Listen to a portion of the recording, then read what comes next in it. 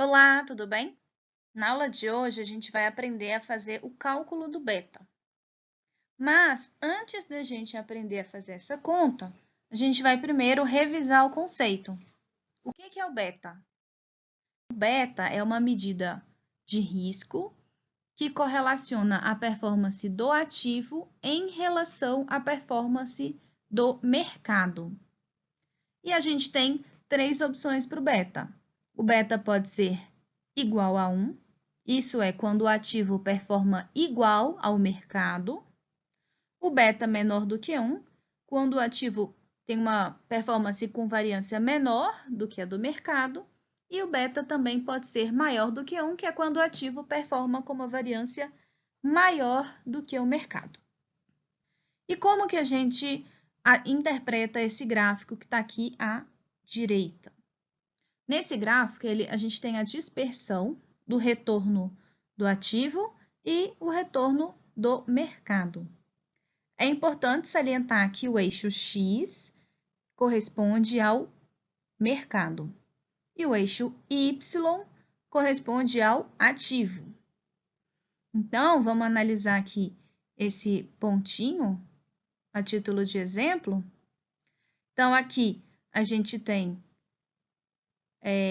que o mercado está aproximadamente aqui perto do 0,38.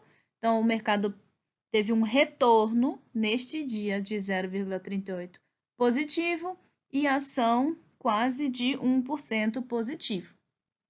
Ok?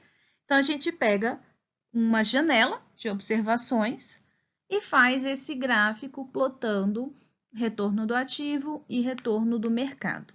Após isso, a gente traça a reta de regressão que melhor se ajusta a esses pontos. E a inclinação da reta vai ser justamente o beta. Então, aqui a gente tem a equação da reta, y igual a 0,7513x mais 0,001, ou seja, o beta é igual a 0,75. Uma outra maneira de calcular o beta, e talvez até mais prático, para não precisar fazer a plotagem do retorno diário e nem traçar a curva, é simplesmente pegar a covariância do retorno do ativo sobre o retorno da carteira. O beta vai ser a covariância do retorno do ativo com o retorno do mercado dividido pela variância do retorno do mercado. Tudo bem? Então, em geral, é assim que a gente calcula o beta. Na plataforma da Bloomberg, você também consegue encontrar o beta da ação. Mas a gente não utiliza o beta da plataforma Bloomberg porque a gente prefere ter o controle das nossas informações. Então, se eu quiser uma janela maior de observações, eu coloco. Se eu quiser uma menor, eu coloco. Então, para ter um controle melhor do que a gente está fazendo, a gente não utiliza o beta da plataforma Bloomberg e sim calcula. E é isso que a gente vai aprender no Excel. Então, no mundo ideal, como que a gente calcularia o beta de uma empresa? No mundo ideal, a gente teria o beta da indústria, começaríamos aqui. Daí, a gente faria uma alavancagem operacional, seguido da alavancagem financeira, por fim, chegando no beta da empresa. Acontece que a gente não consegue essa informação da alavancagem operacional. É muito difícil de conseguir isso e ter uma métrica. Então, no nosso dia a dia, a gente utiliza apenas a alavancagem financeira. Então, o mundo ideal deveria ser o beta desalavancado da indústria mais alavancagem operacional mais alavancagem financeira, mas, na realidade, o que a gente consegue fazer é pegar o beta da indústria e adicionar a alavancagem financeira. Então, vamos ver um exemplo de passo a passo. Como que a gente calcula o beta?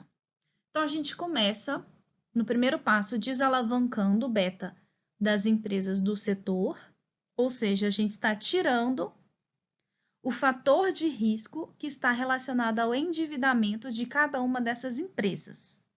Então, a gente pega esse beta sem a alavancagem e faz a média, que é o segundo passo. Com a média desses betas, a gente tem o beta médio do setor. Beta médio desalavancado. Por fim, a gente vai pegar a nossa empresa-alvo, pegar a sua estrutura de capital e realavancar o beta. Ok? Então, vamos ver agora na prática um passo a passo com empresas comparáveis. Então, aqui nós temos uma lista de empresas do setor de telecomunicações. Na primeira coluna, a gente tem o ratio de debt sobre equity. Na segunda coluna, nós temos a taxa de imposto. Note que não é a taxa de imposto efetivo, tá? A gente vai pegar a taxa de imposto padrão. E nesta outra coluna, a gente tem o beta médio dessas empresas. Este é o beta alavancado ainda, tá? E agora a gente quer calcular o beta desalavancado de cada uma dessas empresas, ou seja, a gente vai tirar o fator de risco da estrutura de capital das empresas. Então, para isso, a gente utiliza esta fórmula daqui, do beta desalavancado, que é nada mais nada menos do que o beta alavancado dividido por esse fator. Esse número de baixo a gente chama de fator de alavancagem. Ou seja, eu tenho o beta alavancado e vou dividir pelo fator de alavancagem. Ou seja, eu estou tirando o fator de alavancagem para chegar no beta desalavancado. Então, se vocês quiserem copiar esses valores e fazer a conta no Excel, vai dar exatamente o que está aqui na coluna do beta desalavancado. Então, o primeiro passo, a gente calcula o fator de alavancagem, aplica no beta e chegamos no beta desalavancado. Tudo bem? Beleza, qual que é o próximo passo agora? O próximo passo é fazer a média dos betas desalavancados. Tá bom? Vamos então agora olhar para a nossa empresa-alvo. Olhando para a nossa empresa-alvo, a gente vai pegar esse beta da indústria e realavancar de acordo com a estrutura de capital da empresa-alvo. Então, a gente tem aqui, a título de exemplo, 75% da empresa é capital próprio, 25% é da estrutura de capital, né? É capital próprio, 25% é dívida, ou seja, o ratio de dívida sobre capital próprio é de 33,3%. Então, agora a gente tem o beta desalavancado, precisamos realavancar o beta.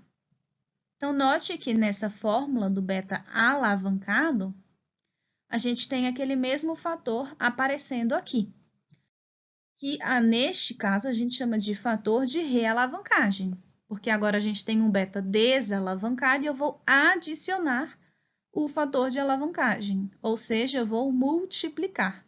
Então, por isso que está fator de realavancagem aqui multiplicando pelo beta. Vou acrescentar, multiplico. Vou retirar, divido pelo fator, ok? Beleza, então eu vou pegar aqui o beta desalavancado que a gente calculou no slide anterior, vou multiplicar pelo fator de realavancagem e, por fim, eu vou ter o beta realavancado da minha empresa alvo, da minha empresa de interesse. Tudo bem? Então, só para fazer um resumo do passo a passo do beta. Temos o beta das empresas do setor. Depois, a gente vai calcular o beta desalavancado de acordo com a estrutura de capital de cada uma dessas empresas. Em seguida, a gente calcula o beta médio dessas empresas para ter o beta desalavancado da indústria.